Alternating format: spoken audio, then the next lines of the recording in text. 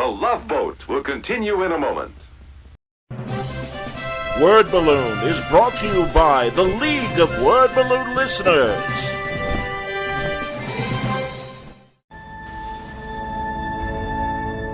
Years of work pretty much into this big coffee table book, which now is benefited by a show like this where you can see a lot of this stuff that I newly created and some of the older stuff I've done.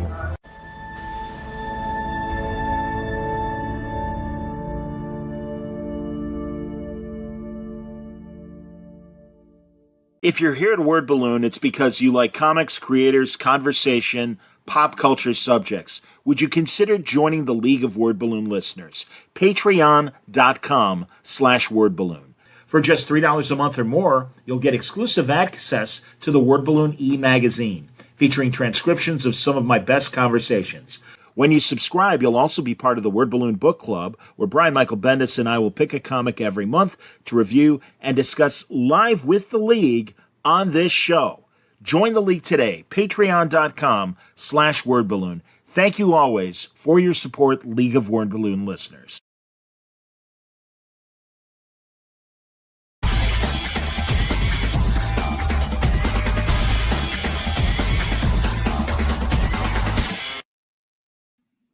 Welcome back, everybody. Time again for Word Balloon, the comic book conversation show. John Suntress here. Dean Haspiel joins us tonight. Always good to see Dean. How you doing, man? I'm great. How are you, John? I'm all right. Dean is joining us on the opening day of a new Kickstarter, Antimatter. And, man, there's a good group of some of our favorite hits of Dean Haspiel. There's a Red Hook and Billy Dogma and COVID Cop. And now in this clip thing, I don't see Chessface. But, so Chessface is at the bottom of that. When you go to the website, to the Kickstarter, you'll see the full cover reveal. And actually, I don't even know if that's going to be the cover. That's what I've done. Oh, that's a familiar backdrop. There's Vito. Vito, I don't mean to cheat on you, my friend. The audio audience is chiming in. And I was going to mention, obviously, that Dean and Vito continue to do a great podcast that you should definitely be aware of if you're not already. But I'm glad that Vito's in the chat, so that's cool. But yeah. So well, what is this? Is this an anthology collecting individual stories? Is that what it is?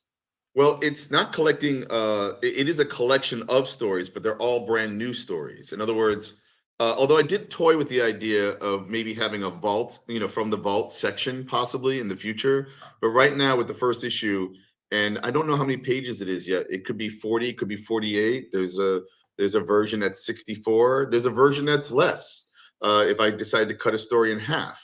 And what I was inspired by was, and I know when I reference these titles in my Kickstarter that maybe I'm going back to like the 90s and early aughts, but I was super inspired by Daniel Clow's 8 Ball, a one-man anthology, Jessica Abel's Art Babe, and Adrian Tomine's Optic Nerve.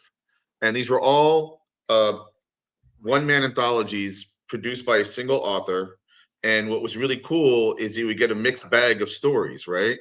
And sometimes there'd be a serialized story, like in Daniel Clow's 8 Ball, he serialized Ghost World that way, and other stories that would then be collected into a graphic novel, and so I've been wanting to do that for a while, and I've been talking to other creators that also have, plenty of stories that they want to tell. And I was talking to my buddy Bob Fingerman, who I believe is going to be doing that, as well. A spoiler, and but that's insider trading. You know what I'm saying? Like when we all talk to each other, and we're like, well, if we have this, an abundance of characters and abundance of stories, it's hard to like parse them out singularity, like per issue. And in 2023, when I quit comics to start just, leaning into Dean and making my own comics, I did COVID Cop. What do I got? I got Billy Dogma and Jane Legit. I got the Red Hook X Dean Haspiel, and then recently Chessface. And I was thinking, well, the next story I wanted to do, and we'll talk about this in a minute, was the sequel to COVID Cop. And I was thinking, well, some people might not necessarily, want to buy into that again, still, because those two words combined or alone can, polarize people, right? COVID and Okay, cop. sure. Okay. So, and I get it. And it was like that when I launched in 2023, right? Yeah. So, Yeah. but I was thinking, what if I added other goodies that would make Yeah. it, people not as hostile toward the idea of backing something called COVID Cop, right? Yeah. So that's why I decided, well, let me do a one-man anthology where I have the Red Hook. I can do Billy Dogma and Jane Lynch. I can do my pantheon of creator-owned characters, right? Yeah. And I wasn't thinking, and I use the term crossover. I wasn't necessarily thinking of doing crossover stories with those characters, but there is a possibility even for that. You think about some of our favorite creators, and they always add a little something that connects one like movie to another movie. Like Tarantino is probably building out a Quentin Tarantino universe in his 10 movies he's going to have directed. The one example of that is the cop that Michael Keaton plays in both Jackie Brown and now I'm blanking on the other one that he showed up in. I'm blanking too, and Out it's of funny Sight. because Out of Sight. Out of Sight. So they're both movie, or Soderbergh movie. Pardon me, Sondheim. Soderbergh, but that's if you think about it, that's not an original creation of Tarantino's, because that's true. Jackie Brown is Rum Punch, right? Yes. Yes. I don't know what Out of Sight is. That's based on, if that's the same title as an adaptation, but yeah. But that character, I believe, is who's the author? Yeah, I'm blanking now too. Jeez, we suck. Let Vito Google. Vito was asking me to Google stuff earlier, so I'm going to ask Vito. Vito said in the chat he created Justified. Justified. The basis that guy. for Justified. No, he's brilliant a and a great, not only great crime writer, but a great Western writer as well. Right, and you're right. I can't believe we don't remember. Rum Punch is so great, and really, I recommend people read that as well as enjoy Jackie Brown and everything, as well as Justified. But I was going to say for Tarantino hopefully. Universe. There we go. God bless you, Vito. Elmore Leonard, of course. Thank you, Vito.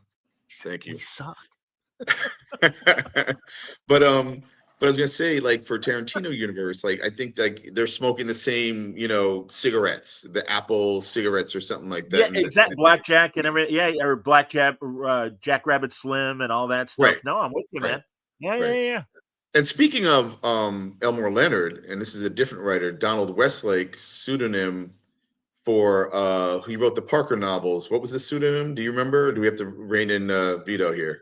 Yeah, Vito once again, because Westlake and Jesus. Oh, what was his? And then we're gonna, if I may, we're gonna do the first volume of Darwin Cook's adaptation of that stuff, and we're Bendis and I are so excited. Thank you. Yeah, Vito, Richard Stark. Yes, that's Stark.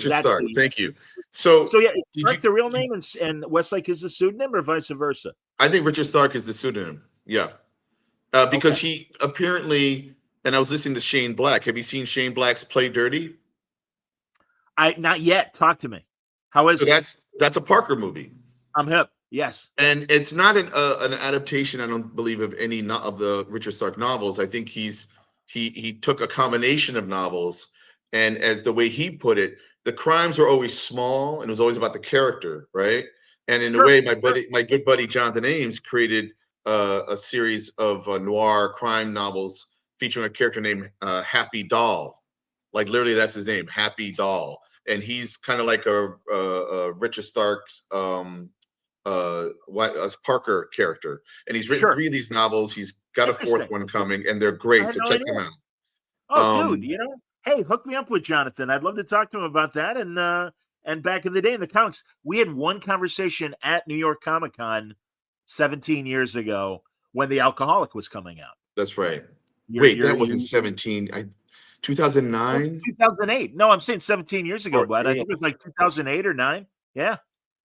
Wow. How you doing? Oh, man. Wow. I remember when we did that in the arts before the steam engine existed. Yeah. Yeah. I know. Well, but speaking of, like, he was super inspired by those Parker novels. Oh, they're amazing. Yeah. And Shane Black, who, I think a lot of people dig Shane Black and the way he writes. What's cool about a Shane Black scene in most anything he writes is that it starts off in a normal way that you've seen a million times before. and then something happens that you've never seen before, or he does a twist, or he adds kind of a character Oh, yeah. thing that seems like, wait a second, what's going on here? And then you're learning more about the character because of that. It's not gratuitous. It really is smart writing, Exactly. So but with Play Dirty, which I thought was an okay movie, Yeah, there's about two that's or three Wahlberg, right? action. That's Wahlberg, isn't it? Mark Wahlberg Yeah, in Wahlberg Play. plays Yeah, Parker. I was hearing, but you tell me, should I see it? It's 2 hours. Yes, you should see it. It's fun. I thought that the set pieces, because what Shane did was that he gave it a much bigger kind of stakes for Parker Okay, and company okay, to deal with, right? And you're like, wow, okay, this is not the usual kind of thing, and that's cool. That's what makes it different. But sure. what he excel and so the set pieces become a little too CGI, a little too like absurd and outrageous for a Parker story. Okay, yeah, really, absolutely. But Interesting. some of the intimate moments of the Parker of the Play Dirty, or the smaller bits, play really well. I think it is like, it's good Okay. acting, good writing, and it's good directing, but it does go into Iron Man levels of Parker, if that makes sense. Yeah, with Not big Richard bombastic Stark, or but flat. Sure, with not big yet. bombastic. Right. Yeah, I get it, and that's okay though, because you come for that. He's Michael Bay with a brain, and no disrespect. Well, too late. I guess that is That's a good way of disrespectful. putting it. No, and I have no disrespect to Michael Bay, because you know what you're getting when you get a Michael Bay movie. In fact, he made a great movie I love called The Ambulance or Ambulance. Did you see this? I did not. Tell me. Oh my God. It came out, I want to say 4 years ago. Okay. And it's Jake Gyllenhaal, and I forget the other actor. There's like three actors, maybe four actors in the movie. And Okay. most of it takes place in an ambulance, and it's like a heist movie with an ambulance. And it's insane. And so super Michael Bay. Like, I think most of it was shot on drones. Uh, and I think that's what it's called, Ambulance. But it is an Okay. ambulance heist movie. So definitely check it Okay. out. I totally recommend it. It's great. And I believe it was Michael Bay. But just put a button on the Shane Black Parker Play Dirty. Um, it's more like the Tony Stark version of Parker, if that makes Yeah, I sense. get it. Instead of Richard Stark, it's Tony Stark. That's Okay, so hilarious. there's my No, little I corny understand. Well, did tech you like? thing. And now I gotta be on a Mark Wahlberg tangent for a minute. Did you see the Spencer movie that he made? Um, Spencer's the Robert Parker detective character from the 70s and 80s, and until I Parker passed must away. have. Did it have a different title? Did it have? It's not called Spencer. Spencer was in the title and then a colon, and I don't remember what it was called. But I respected what they were trying to do, and there's nobody more Boston than Mark Wahlberg. But having literally, well, I guess I was in college and early 20s when Spencer for Hire was on back in the 80s with Robert Urich. Even that to me was like a little too much of a leap from the guy in the paperbacks, who I kind of saw more as a Stacy Keach kind of more flinty and almost looking more like Robert Parker himself. And I thought Urich was too young, but eventually I accepted him. Wahlberg Spencer was too young, and they changed too much. They made Hawk his assassin buddy. They both were former boxers. Now Hawk is a former MMA guy. It's like, all right. But Alan Arkin was excellent in the movie. I don't want to get too much Oh, into Alan like not Arkin. I only gotta see. I gotta see. I don't know if I've seen it's this. Now, interesting. a few things. Now, three things from this. This always happens to us, John. We We'll can get just talk back to the forever. Kickstarter and the fact that No, you're that's and that, fine. We'll get back but to it. yeah, But I love this. I love so this. so Wahlberg has an interesting acting style where he almost looks like he just got out of bed, and he's acting like he just got out of bed, Yeah, and he's yeah, super tired, and he's like yes, bereft, and that's how he acts in this. And I do like Wahlberg for certain things, like he's yeah, awesome in Boogie Nights, and of he's a lot course, of and he's fun to brilliant. watch. He's So brilliant that's at your Boogie Nights. Parker. Yes. You have a very tired, almost bored Parker in a way, with Wahlberg. You also Okay. mentioned Robert Urich. So a good friend of mine and former roommate, Christian Urich, that's his uncle. Wow. So yeah, so I got to Oh hear some man. stories about Robert Urich, and for those who don't know Robert Urich, I mean, he was Spencer for Hire, he was Dan Tana, he was On Streeter Vegas. on SWAT or something Yes. like that. I forget it. He was like the Oh, shooter on SWAT, he TV had show. like this brilliant 25-year on television career and really was just always solid. And then the poor guy, I don't know if it was cancer or whatever, but died young, relatively speaking. Yeah, And it's such a yeah, shame because he really should have had that Tom Selleck kind of career that like we absolutely, should be watching Robert Urich now in his absolutely, 70s or however old he would have been. right. And yeah, so it's it's a shame. Yeah, man. And Yeah. for a guy who played a Lazarus man, the Lazarus man, yeah, who can live up to that, honestly, like in real life, but also in fame, and also well known for the Ice Pirates movie that was a lot of fun, Of course. Yes. So Him and now, Angelica Houston. Absolutely. and a third now part of the tentacles here is you mentioned Stacy Keach, okay, and I got to meet Stacy Keach at a reading for when he was acting on Bored to Death in season 3, and a really cool guy. But I had to talk to him about a movie that I love so much, and I don't know if we talked about it or if you've seen it, but you're familiar with William Peter Blatty, who wrote The Exorcist, Of course. and he wrote and directed 2 movies. He wrote and directed Exorcist 3, which is amazing. Please watch it if you haven't. It's as good as the first one. If I wouldn't say better, but it's incredible. Interesting. It's a Interesting. great Go on. George C. Scott stars in it, and Yeah. it's a great movie. Check it out. But he also wrote and directed a movie called The Ninth Configuration, and based on a novel he wrote, and it has the best title called Twinkle Twinkle Killer Kane. All right, which is an awesome title, and it's about a soldier or a doctor, I forget, that enters basically an insane asylum of other soldiers. And Stacy Keach was in that movie, and I got to talk to him about it on the, when they were doing At a the reading. reading Yeah. for Bored to Death. Yeah. And when I was younger, the first time I met Frank Miller was on like 14th Street. Oh God, and what, like way on the east side near the meatpacking district. And I was with my buddy Larry O'Neill, and Larry recognized him because Larry's father, Denny O'Neill, and Larry, they both knew Frank. They bumped into each other. They're talking, and Frank was talking, and this must have been in the 80s, or maybe 90s, 80s, 90s. Anyway, about this movie he had just seen called The Ninth Configuration, and he rated it 3 Vs. What's V stand for? Violence. What's the highest score you can get from Frank Miller is 3. So there is a bar fight scene in The Ninth Configuration that is so Frank Miller, or at least he maybe paid homage to it, in his work. So if fans of Frank Miller or Stacy Keach or William Peter Blatty have got to see The Ninth Configuration. It's great.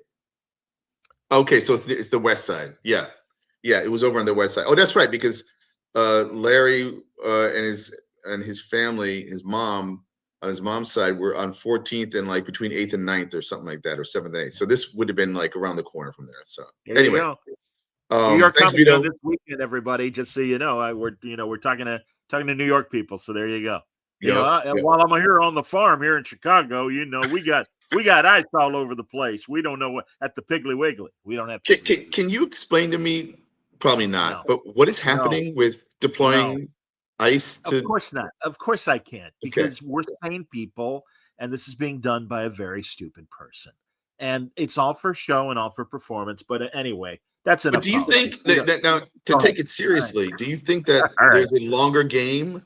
There's something else going on with trying to get cities covered by. I certainly hope not, but certainly you could extrapolate a conclusion around the time of the midterms, and maybe an outcome that maybe wouldn't be appreciated by the current administration. But again, let's have fun tonight. Let's have fun. Everyone have fun tonight. Everyone Wang Chung tonight. If we and speaking of Wang Chunging, part of, if we go back to my Antimatter who's Wang Chung in it? Billy and what's her face? It's COVID Cop. It's COVID Cop. So the story that if you go, I don't know if you can bring up the actual Kickstarter and scroll through it. I don't know if you have that ability. I do. But I want to show some images. Please. One of them being what was going to be the cover for Antimatter, and then I realized, no, it's the back cover, and that way I'll have 2 covers. Will be the COVID Cop cover, which is, the story is called COVID Cop Insurrection. So there's the cover we're looking at right now. Yeah, there's all the main characters that I would be writing and drawing stories for. And I don't know if all of them will fit into the first issue. I'm going to try my best, including AI Joe, which I got permission from SHP Comics that I produced AI Joe for an erotic anthology called Tales from Aerotech. And I'm getting that is going to be like kind of a reprint, technically a reprint. And that will be in this issue. And that's me taking the piss out of, well, if you scroll through to the image with AI Joe, not that one, go past COVID Cop, and then I'm just gonna shrink the image a little bit so we can see these covers intact. There we go. So if that's okay, but here, so there's COVID Cop, but now there's AI Joe. So AI Joe. Now, if you actually go a little close on that, sure, I'm paying homage to something that freaked me out when I first saw it for many years. I know what it is. But is it the first page of OMAC by Jack Kirby? Oh, interesting. No, I was going to go again, older man. I was going to go with Simon and Kirby's Lancelot Strong, the second version of Archie's Shield character. Yes. So that's what I'm wondering. So I borrowed an element from AI Joe's costume from a Jack Kirby, I think Captain America annual, I believe, where he drew like pinups of different versions of Captain America's, and one was like more of a Western style, maybe with guns, but it had frills and all that. And so the shirt is basically a Jack Kirby Captain America iteration, obviously, as you can see. But then he's kind of like got bare thighs and wearing like a giant jock strap and a scarf for reasons that you have to read, to understand. But if you see the what he's in front of is like this open case of like a few faces, arms, and legs. And I cut off the bottom part of the page because I can't show it because it involves genitalia. But what it is paying homage to Jack Kirby's OMAC, which stands for One Man Army Corps, that he did in the early 70s. And the first page is a box that says like build a friend, and it's a woman body parts, like a love doll, And when I first saw that, I thought I was reading a horror comic. And in some ways, OMAC might as well be a horror comic, Sure. because it takes place in the future, and the future is freaky, So absolutely. So I'd always had that concept burned into my corneas and in the back of my brain. And when I had this opportunity to create a character like AI Joe, I was like, well, what's the story going to be about? Oh, he's going to build a lover. And then it veers into where the story goes when you read it. So that's going to be in Antimatter. That's also in, like I said, Tales from Aerotech. If you go up a little bit, cheeky, keep going. So this is the cover for COVID Cop Insurrection. And John, I wrote this script shortly after I did the first COVID Cop in 2023. Maybe 2023, that's the date. And when I dusted it off and said, okay, I'm ready to do this now, and I reread the script, I didn't change one word. I didn't have to change one word. And I'm not saying it's great. I'm enjoying it. And it'll come through in the art, and in the story. And if anybody who read COVID Cop the first one enjoyed that, it's got nothing compared to what I'm about to unleash here with this story. That's great, man. It's got, you got the two characters, Link in Bio, which is, making fun of Link in Bio. And I figured somebody must have done that, and nobody did, so I did. Link in Bio and Fate Majeure. And they're, running and shooting in front of the burning Capitol, and the word insurrection's in there, and it's not the cop you want, but the cop you got, kind of a thing, And it is bombastic in all the right ways, I think. It has an ending that I shared with Brian K. Vaughan when it was a different story idea, like 15 years ago, and he's like, that's one of the best ideas for an ending. So I have the Brian K. Vaughan, approval, Yeah, absolutely. Yeah. But I was also worried about revisiting these characters because I don't really know how they play. But then when I think about some of my favorite things, my favorite stories and movies and comics, often those things kind of tank when they first come out. Not that I tanked, but it takes a while for people to like to absorb an idea and to realize, oh, this is actually irreverent or iconoclast or something, you know, like it has a deeper impact in some way. Well, I could see all these characters playing with each other in a scenario, and the only one that I would think, and again, I don't know because it just, you know, I know how autobiographical Billy Dogma was. He's the only one that I would be interested to see where you would position him in the story. Would he have kind of a, you know, I don't even want to suggest. I will let your imagination Well, I take you wherever appreciate that. This story takes place 10 years from now. It will always take place 10 years from now when you read it, right? So it's always 10 years away from happening. COVID cop, this COVID COVID cop Cop. story. COVID Cop is All always right. going to be a decade ahead of whenever. Or, I mean, obviously it's inspired by COVID Cop, so 2020, right? So, Well, of you know, course. it could be 2030, but when you read it, maybe it's still that far ahead. But I did put cameo of the Red Hook in COVID Cop Insurrection, so we know where he's at. And this is the thing: 98% of humanity has been wiped out by the virus, so there's only Okay. 2% left. And then if you scroll down a little bit more, and I know it's only blue pencils for a page, which I have inked, but see this right here where it says Yes. cheeky. Yes. They are new characters I'm introducing. Wilhelmina, who's an African American woman, and Wei, W-E-I, Chinese man, and they're the only ones immune to the virus. So they're kind of like our new Adam and Eve in a way. And their names, their shorthand names are Will and Wei, because if there's a Will, there's a Wei. Oh, that's awesome. And I'm a corny person, I know it, but it comes with heart, man. You know, I do this on purpose. I think about this stuff, and I try to have fun with it, but I also try to, you know, give it deeper meaning. You know, Absolutely. so those characters are going to be introduced, and they're an important part of the mission of COVID Cop Insurrection. And then there is a president in it that they confront, President Pestilence, and they also have to fight Admiral Amok, and a whole bunch of, you know, crazy ass kind of militarized characters who were the ones that, in some ways, just like how Thanos was, you can see where Thanos was coming from, you know, by trying to eliminate half the population to help with the resources of the world, so that, you know, life could progress in an easier way, maybe. Sure. You know, the bad guys in COVID Cop weren't totally wrong. In fact, COVID Cop himself, Lincoln Bio, started off as basically a bad guy that discovers a cure. You know, if you drink the Gowanus Canal water, it will it's worse than the toxins of the virus. You know, it can defeat it. And what that does to you, I also explore in this story.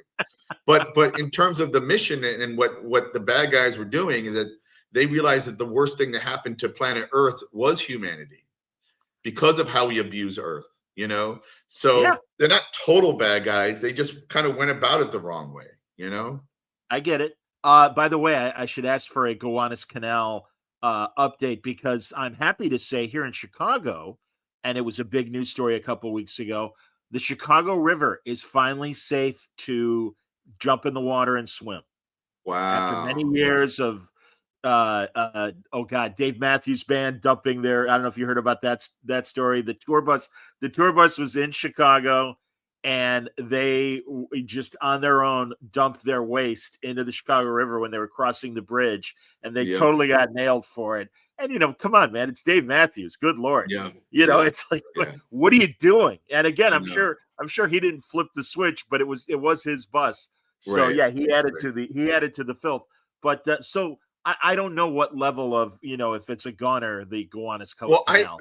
I think they try to sell it as if they're trying to fix it, and I think they actively are. I think it was called a super fund that they were Sure. paying for. I don't even understand the term, but enough that it was being taken seriously. And you Good. know, and the Gowanus Canal, I mean, I've used in the Red Hook, where like there have been battles under that water, and it's disgusting, and it transforms life and mutates things. Just, you know, in fact, Riley Brown had a character named, I think, Gowanus Pete, from a comic series he was doing, that was kind of like oh god, like not a Cthulhu, but you know, like some tentacle type character, you know, wearing a hoodie. I think it was a guy, a kid with tentacles and a hoodie, you know, named Sure. Gowanus Pete, I believe. Sure. So yeah, Like the it's three-eyed fish. It's like the three-eyed fish in The Simpsons. Sadly, this is your guys having come from that neighborhood because you had to move your studio, right? Didn't you? Weren't oh you? yeah, yeah. Well, part of that had to do with the fact that like gentrification, Gentrification. I have mixed feelings about that because it also has to do with the sellers. There's the buyers and then there's the sellers. Okay. So it takes two to tango, right? Yeah. And yeah, it's getting, listen, John, man, there's a liquor store down the block here in Red Hook. That's a giant liquor store and people bought there all the time, shut down. There's a pizza place that sell called Via Roma a few blocks away. Great pizza, $3, 350 slices, right? A block away is the fancier pizza place that's $5 a slice. The $5 slice place has lines around the block. People waiting for their $5 slice, okay? Via Roma is normal. You can come in, you might wait or not, you get your slice, you walk out, you're doing what we do, right? Yeah. And Yeah. yet that's the one that got hurt. And I don't know where I can buy pizza anymore because it's getting too damn expensive here. They're shuttering all the affordable places, and I'm getting sick and tired of my diet consisting of peanut butter and Chinese food. And yes, I should be cooking more, but I'm also in my studio a lot. So, I mean, come on, man. And I'm and with you, so dude. these expensive places are just killing us. Yeah. And Yeah. who's supposed to live here? And I made a joke to someone at the post office today, and it's something I've said before, but let me see if I can find it because our buddy Chris Miskevich overheard me talking to a postal worker, and he said, "Dude, this has to be a T-shirt." What I said was, the millionaires are going to have to deliver food for the billionaires or to the billionaires, and that's what's going to happen, man. Like we're I going to hear be you. out of the picture. Okay, Yeah, so I know. what you're showing right now on the screen is page 2. So you go from that first page, that blue line drawing that you saw of Oh, Will and Way, the yeah, the cheeky drawing. Yeah. cheeky thing, and then the next page is that black and white image of Times Square with COVID Cop and Fate Majeure. And if you look at the white space above that COVID Cop or Lincoln Bio is looking at, is going to be, you're going to find out that first page is being projected from the Jumbotron of those two naked people. They're being forced to make love to each other as a mockery for all the people who can't even touch each other without getting sick, I get kind of it. a thing. So Sure. that begins the story, and then it goes Wow. into Crazy Town, and it's a lot of fun, and I believe anybody can latch on and read it easily. I mean, that's part of my job is to Yeah. make it accessible, but have a point of view. No, So I get it. Absolutely. Again, your stories are always approachable, Dean. And honestly, I'm glad you're doing this. And also, I think it's a great idea to have all your characters in one big volume. And obviously, this is something you want to do on an ongoing basis. How do you see this being so beyond this campaign? How do you see this being released subsequent? so so rather than doing like I could see like 8 Ball, right? So I'm calling it Antimatter, right? Why am I Yeah. calling it Antimatter? Well, one of the other things that inspired me was not only like the examples I gave of Dan Clow's 8 Ball, Jessica Abel's Art Babe, Adrian Tomaney's Optic Nerve, and there are other examples like that. But Sure. I started to imagine, I was like, what if Jack Kirby could do anything he wanted with all the characters he created and co-created for Marvel and DC? And I thought, how cool if he launched a comic book called Kirby Crackle, let's call it, right?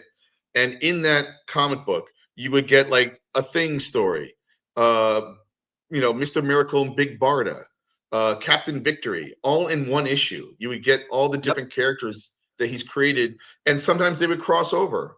And so I was thinking, oh my God, I want to do a comic like that. I think that would be a lot of fun. In fact, I have a lot of friends who created characters. I'd like to see them do that too, And of course, our characters can cross over. Like me and Vito have talked about that.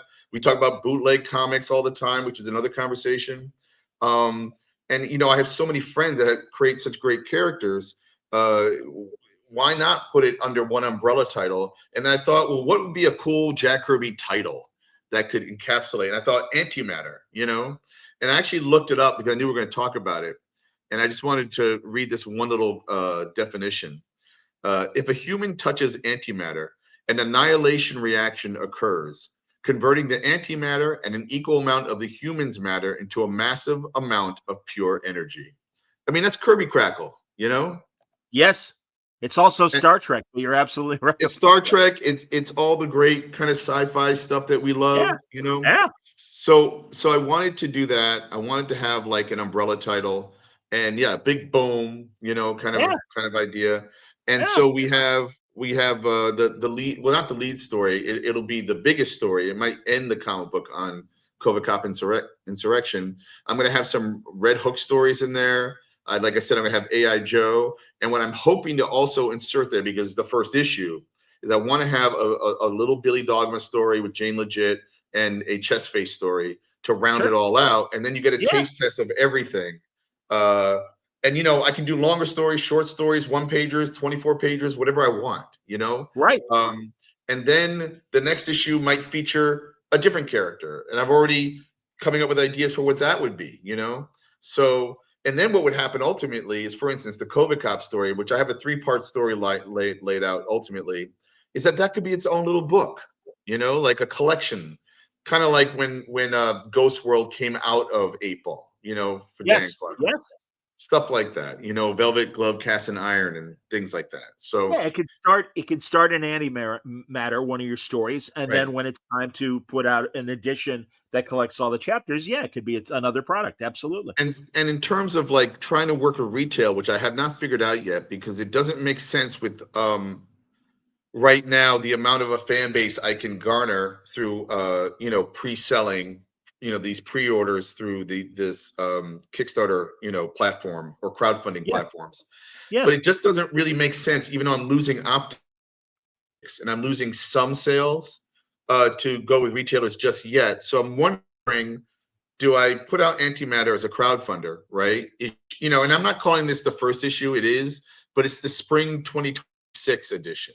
Then there'll be the I see. fall 2026, the You're spring you're you're clipping. 2027. Like I think I could pull You're off two. you're kind of clipping a What do you little say? bit. You're kind of clipping a little bit, Oh, buddy. am I don't I? know if yeah. But I heard Okay. you in terms of the optics, and you're. I'll reiterate that this, Okay. even though this is the first issue, it's spring 2026. Are we on any sort of delay right now? I don't know. I don't hear a delay from you. Okay. Are you getting a delay from me? Maybe half second or whatever. God damn it! I hate when this shit happens. Oh boy. StreamYard has been bumpy lately. I'm just gonna check and make sure everything's cool as far as the All connection. right. Hold on, I just gotta stay. Yeah, check it. It seems to be good here. Okay. No, it looks like we're all right. So keep going. All right. Let me know if I'm delaying or something like No, that. you All sound right. now you're jumping on my words, which is good. I mean, that shows we're clean. Oh, So okay. go ahead. All right. Go right ahead, buddy. Keep going. All right. So no, I was just saying in terms of optics and being in the stores, how right now it's not the best case scenario for me to do that, but I do respect and realize that, you know, I need to show up in the stores, not just me mailing it to your doorstep or you buy it from me at New York Comic Con or Baltimore Comic Con or whatever show I do. That's the third leg of trying to be a publisher here, is to get into the stores, you know. And I'm Certainly. thinking, well, maybe with Antimatter, I will, you know, that's something I'll produce like through crowdfunding or whatever. But then what will yield from it will be books that could be in stores, you know. Yeah. And listen, John, I have over 800 pages of the Red Hook from 4.5 seasons plus more of, you know, being at Webtoon. That is like a few books, if not a giant omnibus. You know, I have Certainly. autobio collection I want to do of a bunch of stuff. I have Billy Dogma collection I want to do. So I have a few books lined up and not designed yet, but ready to pull the trigger on someday, so I can spark that library of Dean Haspiel comics. You know, so I'm still kind Absolutely. of like, yeah, I'm still trying to put them out in this way. You know, these bite-sized chunks, as it were, you Sure. know, in hopes that will get a little bit of traction, Yeah. and we'll see. You know, I mean, that's what the point of it is for me. You I know, get it, man, and also exposing fans of the Red Hook to Chessface or COVID Cop fans to Billy Dogma, etc. And you know, no, I think it's a great, and AI Joe I can only imagine, based on his jockstrap that we see there in the image that's there on the Kickstarter campaign.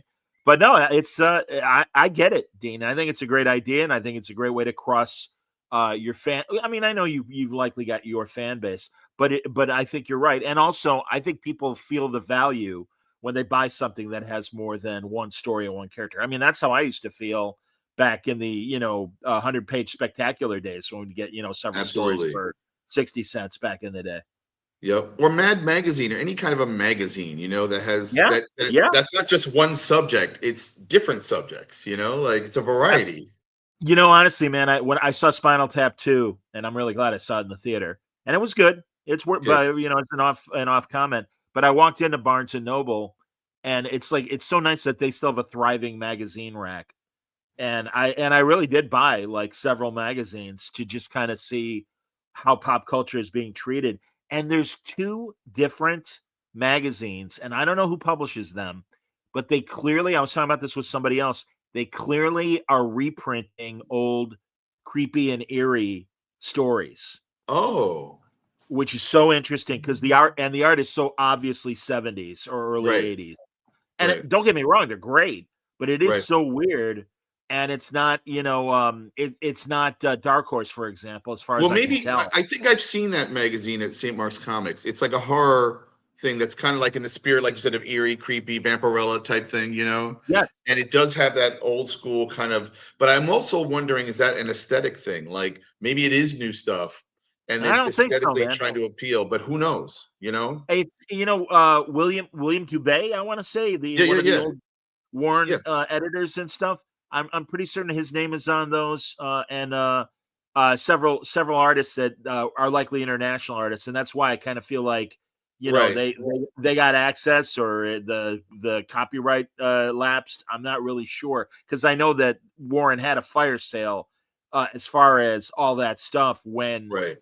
those things went defunct and everything. You probably know better than I do. I don't know. I don't really know, and I even have that Jim Warren Fantagraphics biography they did, which is excellent. Oh, I should check But that yeah, out. I don't know. And, Yeah, I and then don't there's really. also and then there's also 2 heavy metals, right? Isn't there a metal Hurlant and there's a heavy metal? You Very know, true. Yes. and I Yes. and I feel like I haven't seen the metal Hurlant one from England, but the American one, heavy metal, which has changed hands several times, and I've contributed about 5 stories, I think, during one regime, where it was cool to get in there because I have a cartoonier style. Um, Absolutely. That's but great. it runs the Yeah. gamut, right? As it should.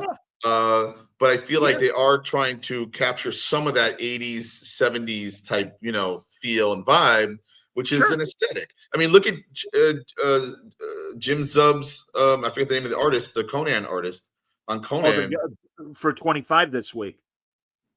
or just the run, and Well, basically, yeah. and I Oh my haven't read God. them No, all, they're getting but brilliant. that They're getting guy brilliant.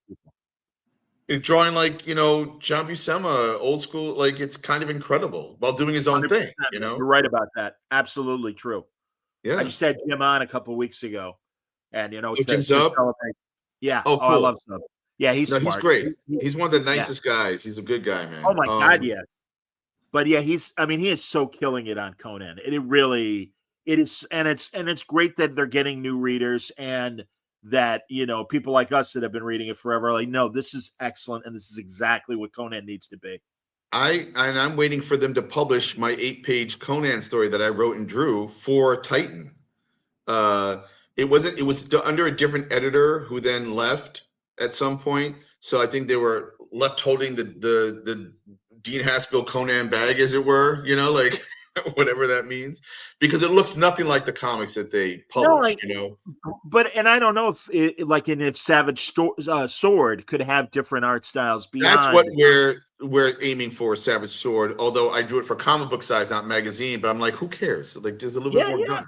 Like, what does it mean? So we'll Does see that what happens. does that make it? I mean, honestly, Dean, when you think you're drawing for the standard size, and then it gets blown up. I mean, is that like is it weird on the eye or anything like that? Not for me. I don't care. I don't care. I'm not a stickler Okay. for that kind of stuff because, No, I hear like, you. magazine or I get immersed into the story. Of If I'm course. looking at whether it fits on the page, I'm not into the story.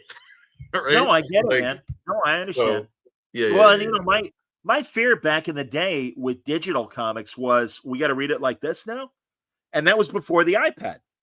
yeah, And literally, I'm like, what's going to happen? I had this I'm sure you and I even likely yeah, had this absolutely, conversation again back in the aughts. And it's like, absolutely. so what's that going to do to the splash page and things like that? And then thank God the iPad came along. Well, they adhered to the way people normally, read things. I think they just, were trying to play with. So when we co-created Activate, I co-founded it. It was my idea, and I roped in a bunch of people Yeah, to do describe this. Activate to people. Activate was a web comics collective that produced free weekly comics on the Live Journal blogging platform at first, until we sparked our own website. And I created it in, I think, 2006, and it was like, I don't know, February or something like that. And we launched with everybody got a day. I got like Tuesday or Wednesday. That guy, that girl got whatever. And Mike, it was really. yeah, give the lineup, buddy. Oh well, we had who did we have? We had Michel Fiffe, That's what I was going to say. uh, Simon Fraser as well. Simon Fra See, I think Simon came later, and Hmm. I'm trying to remember. There was Tim Hamilton. And There Hamilton, was yeah. God, what were the was it Mike Cavallero? Was he there early on? Yes, I can't good. remember. Yes, I know like they were all in there, and yeah, maybe and you Simon introduced me to Fraser all as well. these people. Yeah, yeah, yeah. Yeah. So And Seth was Seth doing photos there? Seth Kushner, was he doing photos there? he wasn't doing any photo comics or Fumettis, but he eventually did some comics. I mean, at the end, I think there were like 100 people ultimately, like that were Yeah, part of this thing, and yeah. a lot of great creators. But and the reason why I brought up Activate, because in fact, Dan Goldman, who's going to be flying in tomorrow and crashing with me through New York Comic Con and Baltimore Comic Con, so we're going to get nice and sick of each other. Dan Goldman was another guy who did a comic called Kelly, and he's producing his own Red Light Properties comics right now. And he's got this beautiful graphic novel. And it was him that said to me at the time, you see these flip phones, how there's a square? It wasn't like the long page, that they are like iPads. It was just a square. He's like, you should do square comics. Like every panel should be a Right. square. So the two major works I did at Activate were all squares of Billy I Dogma remember that. comics. The first one was called Yes. Immortal. The second one was called Fear My Dear. And I did think in those terms. And at the end of the day, that could just be, and well, I did, there was a publication of one of them, or both of them, called Fear My Dear, where it was 4 panels a page, but add another 2 and 6 panels becomes your normal comic book page, Yeah. honestly, Yeah. so it's the same difference, I'm but we with were thinking about how are people consuming things now, and the flip phone, or before we got to the iPhone and everything else, so I don't know, it constantly evolves and changes, but I think that because there's so many books or so many things that are made, what is that called, that size, it's the not vertical. A4. It's just called, I forget what the traditional size is, but there's so many things that trying to cut Well, those things up or basically pinch like them, 8.5 by, is it 8.5 by 11 or? basically something like that, right? Like it's shorter than that in comics. It's more like 6 by 9 or something. But Yeah, but yeah, I hear you, man. just to try to, like, for a while there, they were like, you had to pinch the panel and expand it and do all this stuff. Oh yeah. Oh God, And yeah. now you don't have to as much, so No, and kind of well, went both back. you have the guided panel by panel progression that you can swipe and read it that way. But also, I mean, the iPad and tablet size. Well, some are even bigger, but you can get, I mean, a regular iPad size is, not that much smaller than a comic book page, and Right, it works. right. It You works. know, yeah, So and yeah. I love, for a wide angle shot, you just, you turn it wide angle, and it's like, no, Sure. here's your big explosive kind of moment and stuff like that. No, it works. Which is very different from, and we've discussed this in the past, from what I had to do when I produced the Red Hook for Webtoon, which is just a vertical scroll the whole way. It's just going up and down, and then any landscape panel just died on that platform. You couldn't get away with a landscape panel. It all had to I be understand. portrait and panels and cut up and all that stuff. So, and then have to because the way I drew those comics were for print second, you know, knowing that's how I'm drawing it, so that eventually one day, and there are a lot of those pages, there's some art missing even from the webtoon that someday will hopefully get published all together. that Red Hook series. So, That'd and be that's great. another thing, dipping my toes back into these characters and trying to get back into the mindsets of why I even create these characters in the first place. Yeah. How do they complement each other? What kind of a crossover could I do if that made sense? Inventing new characters because, new stories require new antagonists or new buddies or whatever. Sure. So, and it's funny because I have a hard time drawing these days. Like I've gotten so used to writing, and I mean typing, plays. I have 2 new plays I'm circling right now. And talking to have you ever heard a guy named Jonah Wieland? Of course. I love Jonah. CBI. CPR. I'm talking to him Celebrate because the researchers, of guy's course. like an actor now and doing all kinds of theater stuff. And so we've Yeah, been having cool discussions. Oh, that's great, man. No, Jonah's amazing. And yeah, back when I felt I needed to be at one of the big comic news blogs, there were 2 doors available to me, CBR and Newsarama. I don't regret going with Newsarama, but Jonah was ready to make me an offer as well, which was very kind. Oh, that's And great. we've been friends over the years. Absolutely. Yeah. No, he's a good guy and really Yeah. enthusiastic. And I love that he's like doing the hard work of learning and taking acting seriously and getting involved in fringe festivals and all that stuff, So it's really cool. And he's kind of inspired me to, I mean, listen, I was just talking about squares for panels because what we're actually talking about are constraints. And just like a deadline, a constraint can be your friend, creatively. Because you can Yes. go off the wall and go nuts, and and that's kind of what I do in my comics anyway.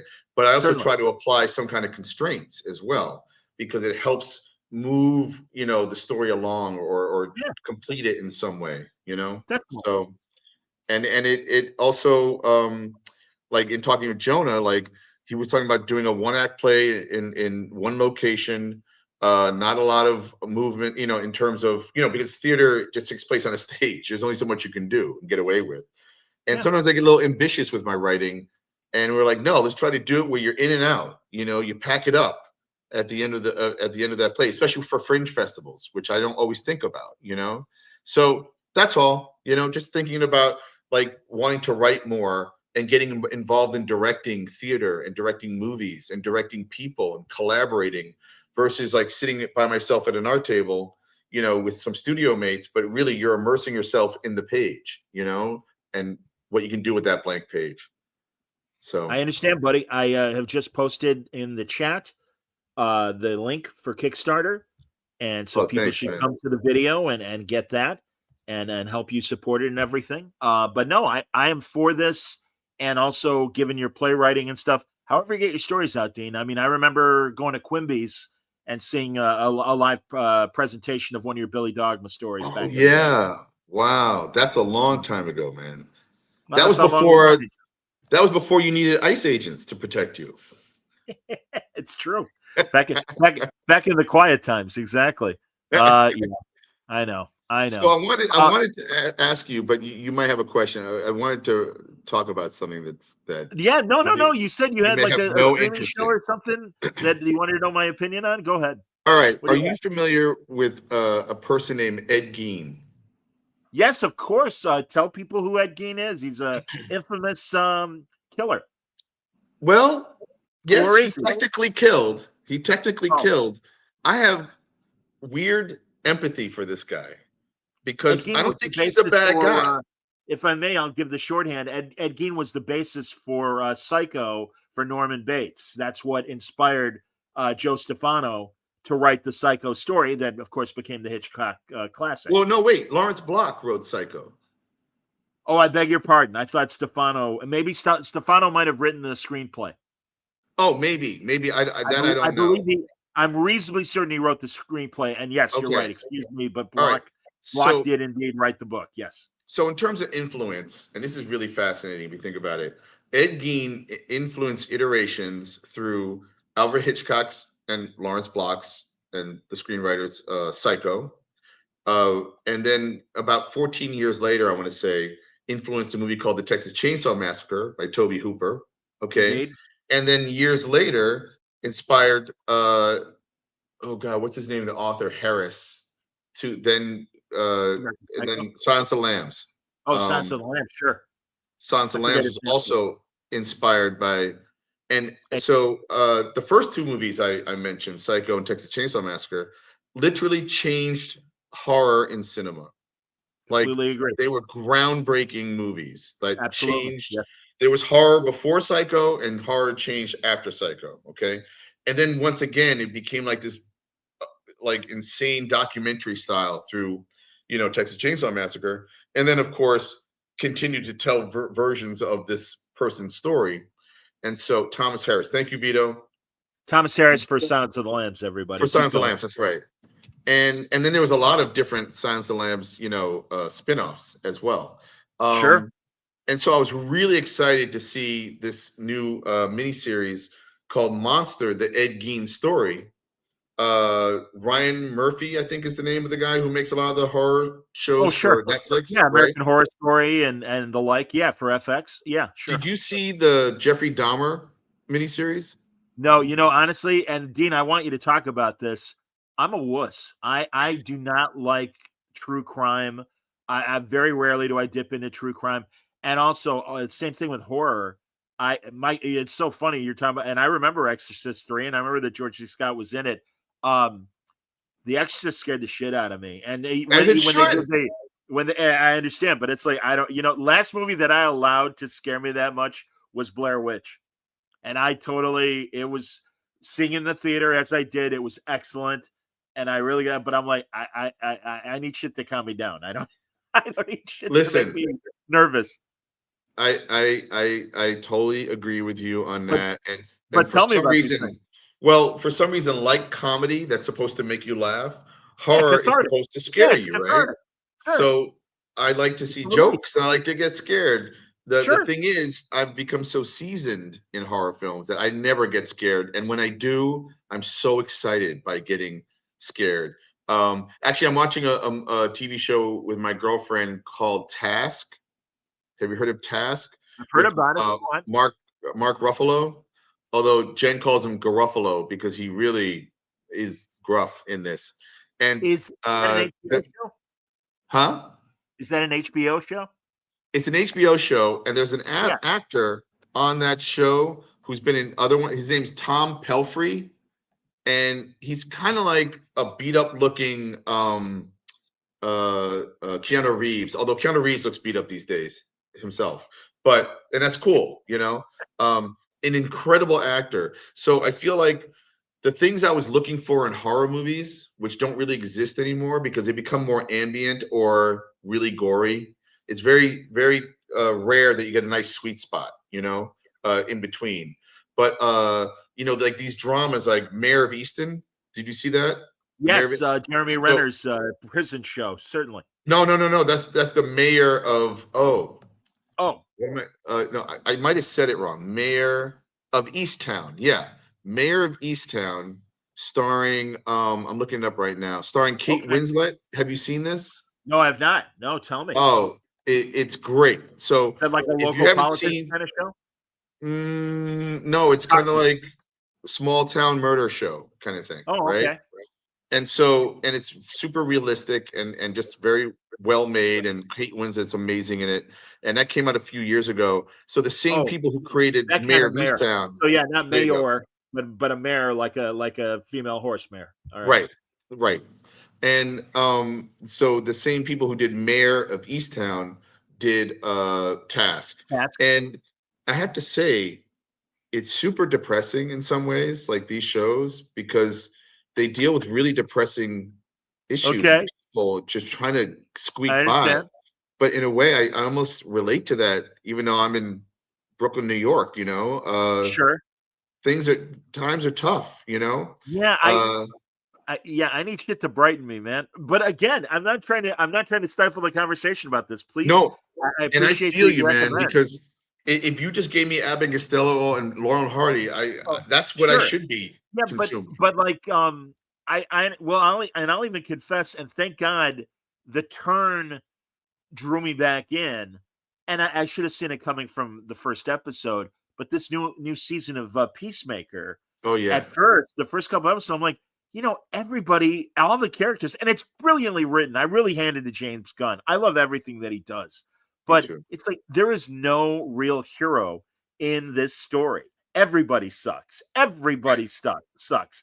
And that's okay because that's the point of the show. But I really was like, I don't know if I'm going to hang with this, man. And then the turn came, and we learned that we're on Earth X, and it's like, okay, all right, now you all right. And now it got emotional. Like I guess we'll spoil it, but the ending of the last episode where John Cena gets super emotional, and not only for the reasons that happen in the show to his father and brother and what happens, but there's this meta James Gunn moment where he's like, why are we fighting each other all the time?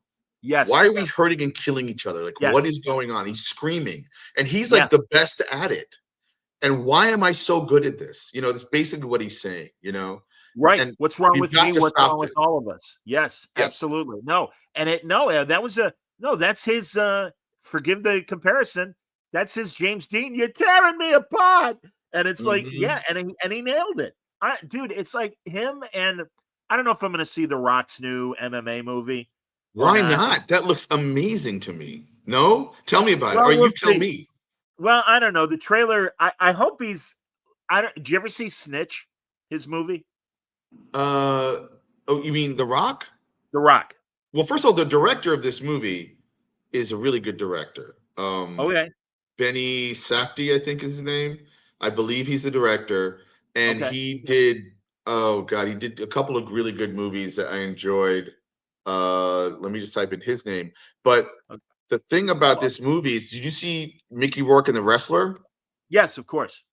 So this is giving me those vibes. Did you like that movie? I hear you. Yeah, very much. Absolutely. No, I love The Wrestler. And in fact, I even love the movie that he also made with Patton Oswalt, big fan and everything. So, which is about a crazy, football fan. But Benny Safdie directed this. He also did a really good movie called Good Time and Uncut Gems.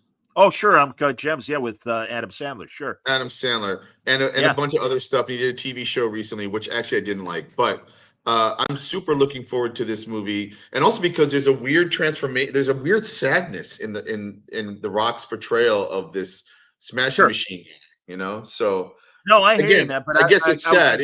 I think you're reacting because it's super sad looking. I think you don't want that. Kind of. But I saw the trailer on Graham Norton. They were on Graham Norton, him and Emily Blunt, and they showed the trailer and everything. And I'm like, I don't know. But my point is that I think Cena, much like the Rock, have reached a point in their acting careers when they actually can pull off drama. And that was great to see in Cena. And I saw it in The Rock when he did this movie called Snitch, which was his son gets picked up for selling bennies, and the district attorney is played by Susan Sarandon, and she's like, hey, we're using your son as bait to get to the real drug dealers. And he's like, let me infiltrate. And John Barenthal's in it. It's early John Barenthal, and he's great in it. And that's when I got respect for The Rock. And I'm now getting that vibe from Cena from Peacemaker. So all right, that I totally get that. And I think it looks really cool. It pings a lot of it looks very kind of like, this lumbering big softy, and his sassy kind of girlfriend with a heart, or wife with a heart of gold, like I feel like we're going to be taken through the ringer, literally, and again, that's why it's like, I'll maybe I'll catch it on streaming. I'm sure it'll be up for award season when it's happening.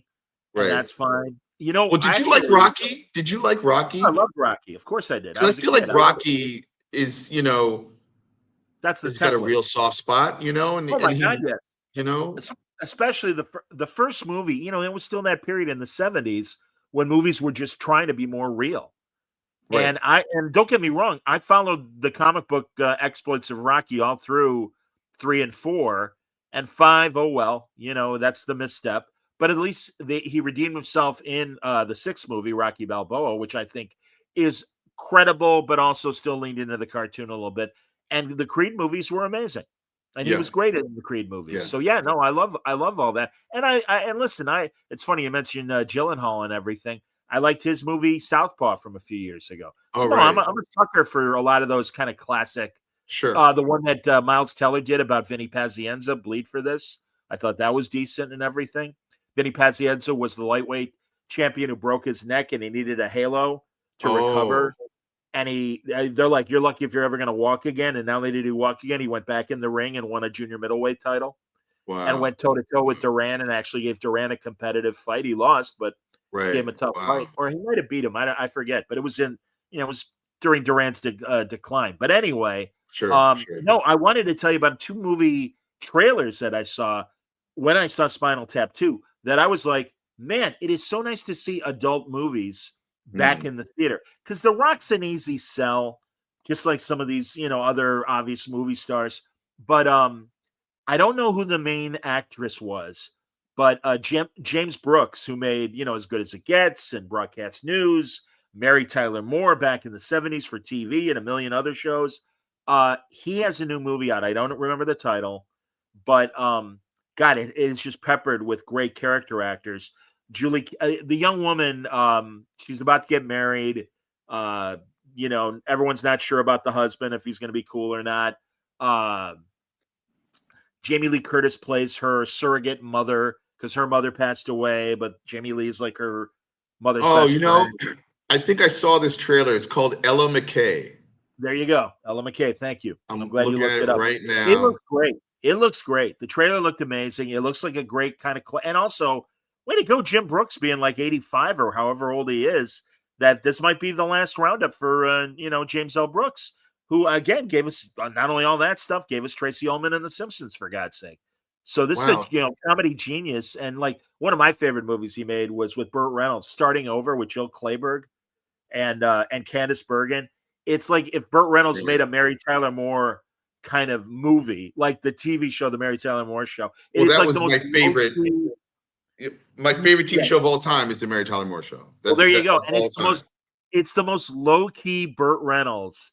And it's like before he became and I love The Bandit and I love all the cheeseball Burt Reynolds stuff. But this is when he was still acting and trying to act. And it is such a great, and it's a Jim Brooks movie. So I'm always into that. That, and have you heard about Blue Moon, Ethan Hawke?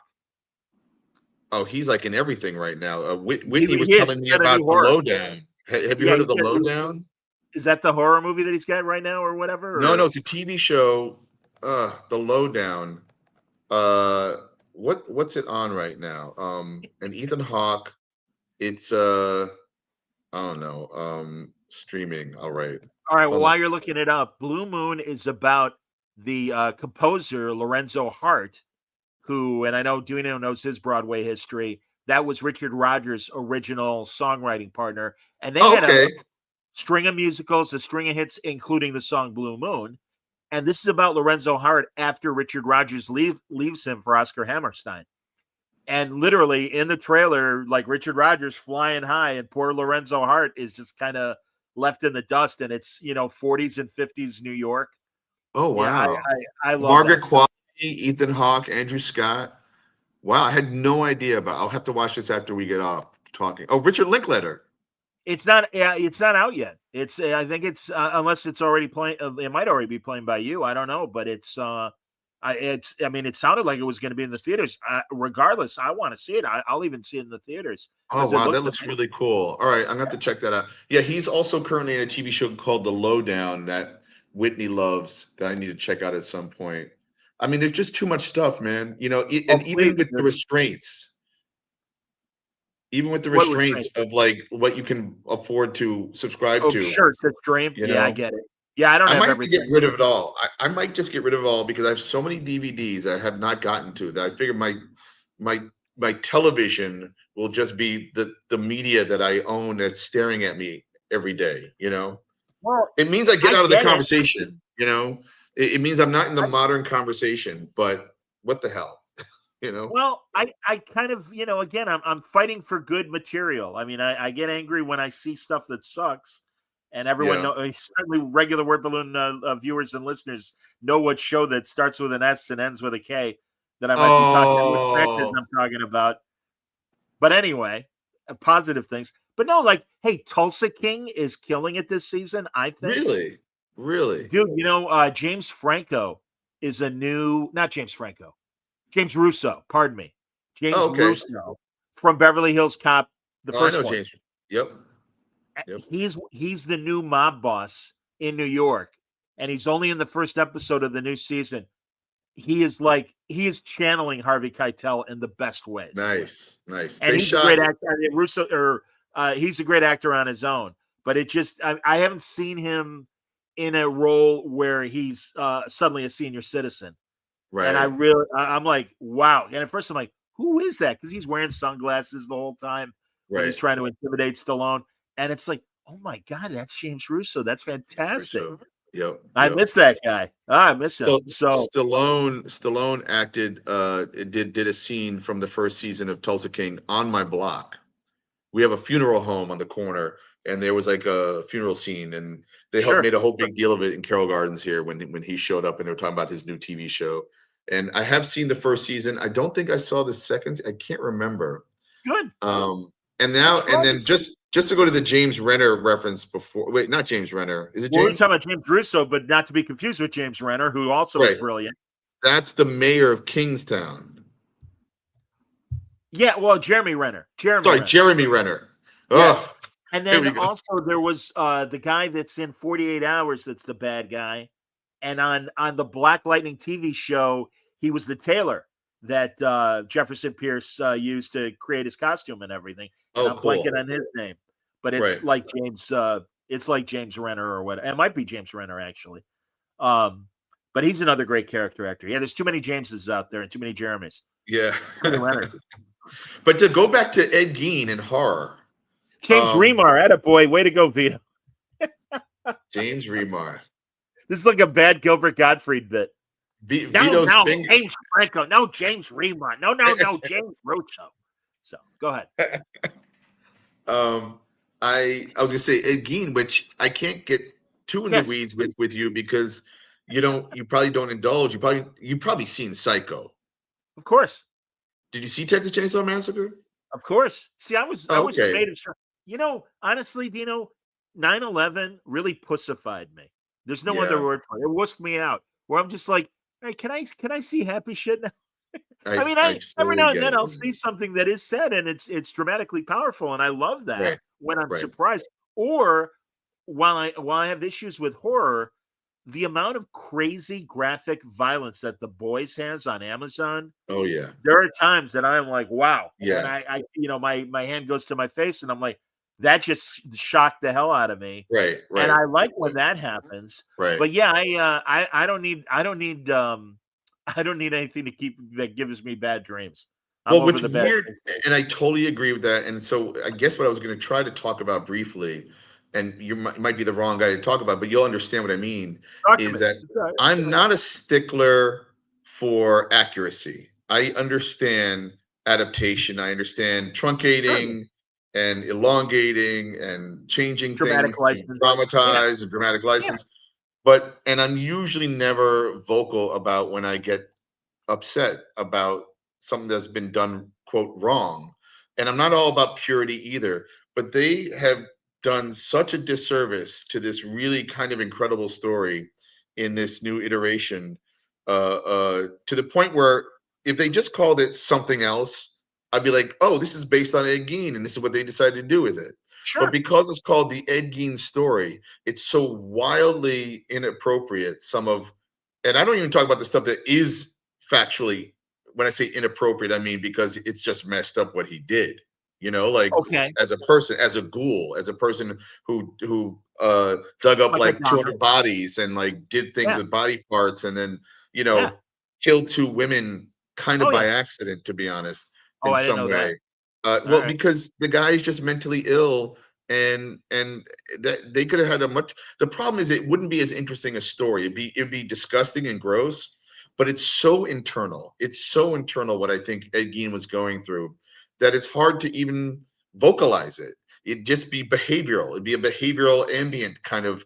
I almost want to write a play, based on Ed Gein. And in fact, I did do I started drawing a Billy Dogma story years ago called The Devil's Moo Moo, because I had heard for many years that Ed Gein skinned and wore his mother at night to be close to her. Yes, I've heard that as well. But that's actually not true. But anyway, having said that, I drew about 20 pages of Billy Dogma with Ed Gein in hell, called The Devil's Moo Moo. And then I realized, what the hell am I doing here? And I just abandoned it, you know?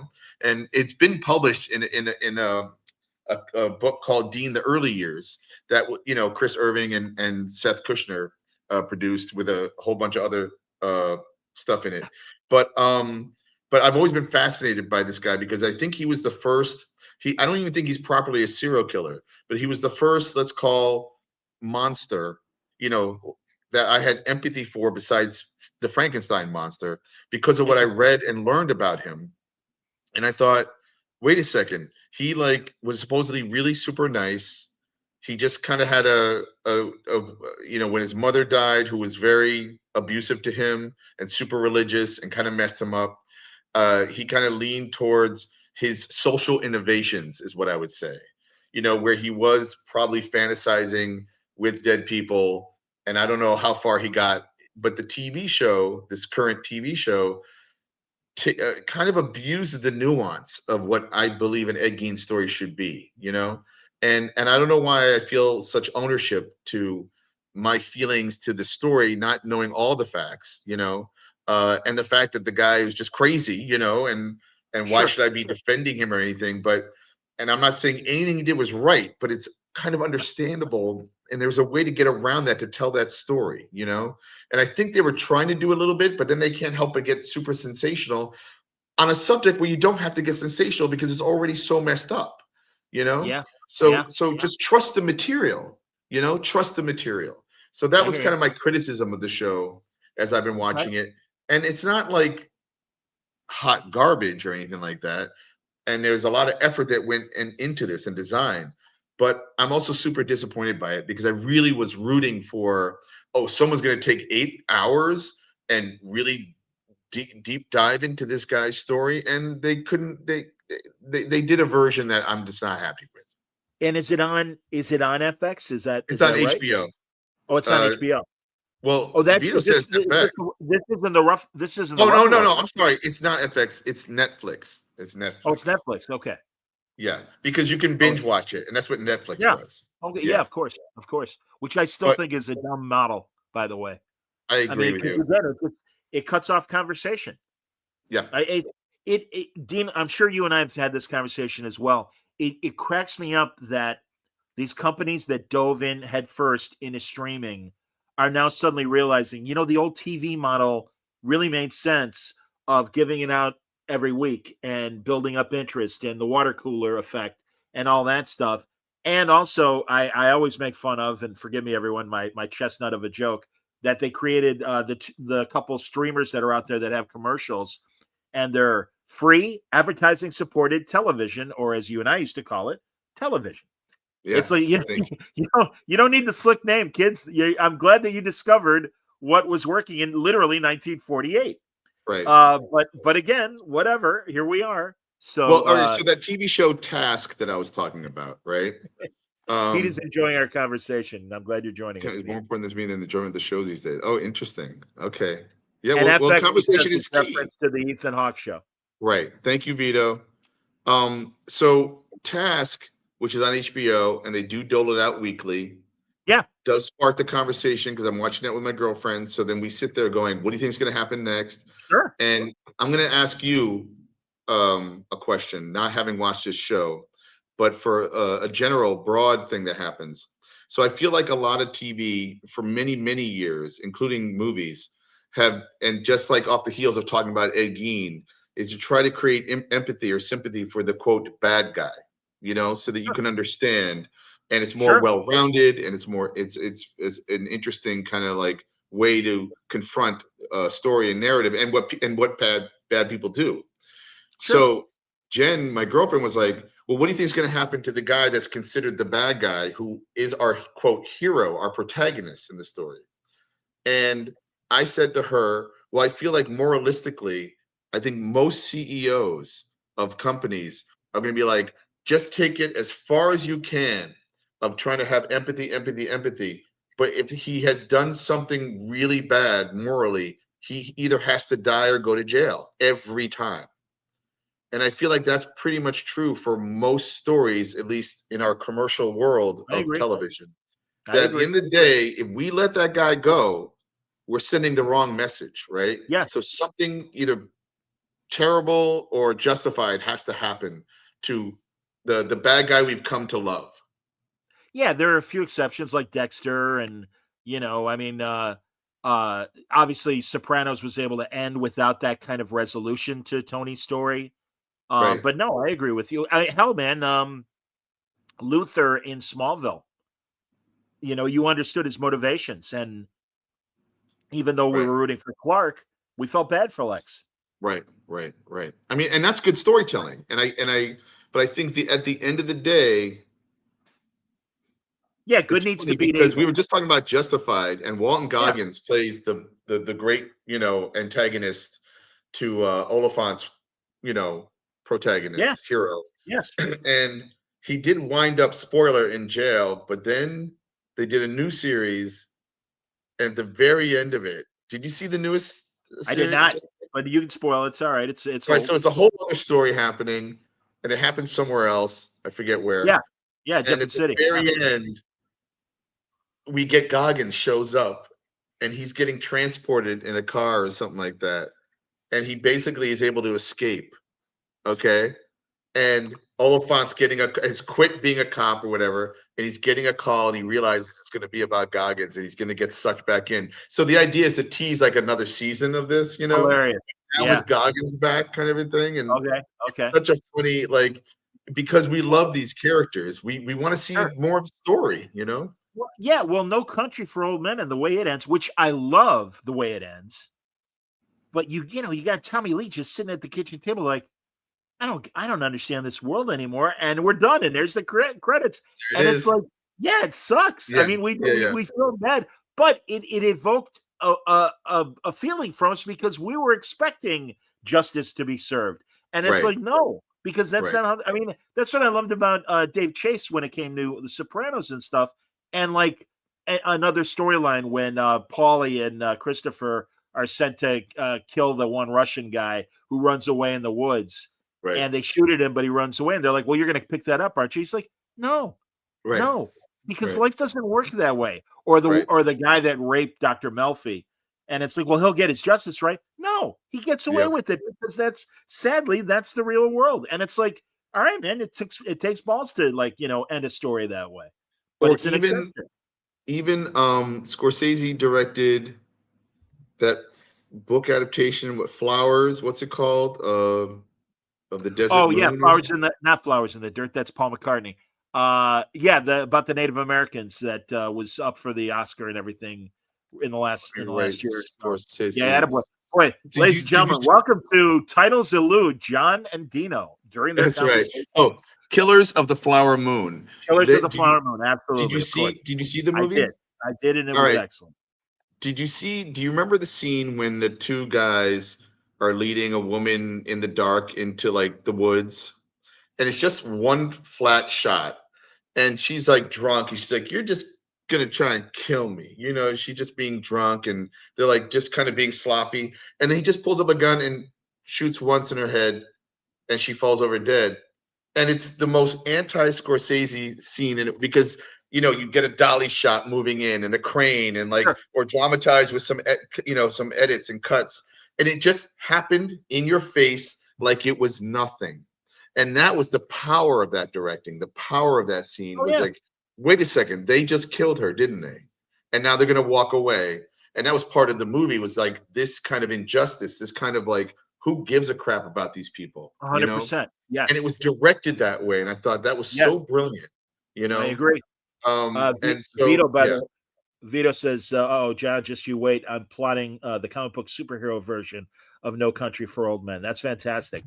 So, what's the? I love the equations that Vito makes. Like he's always doing the analog in a different genre, and that's in a way that's kind of where me and Vito connect, because I love genre, as you know, and then I try to put a lot of heart and do my little twists, Sure. Well, but that's okay. I got no problem with that. I think that's good. And if anything, because you're taking a trope but turning it into something new, and that's I mean, again, shorthand. They did a version of Enemy Mine on Strange New Worlds, And it's like, no, Uh-huh. you can play with the trope. It's cool, but you got to do something different and unique with it.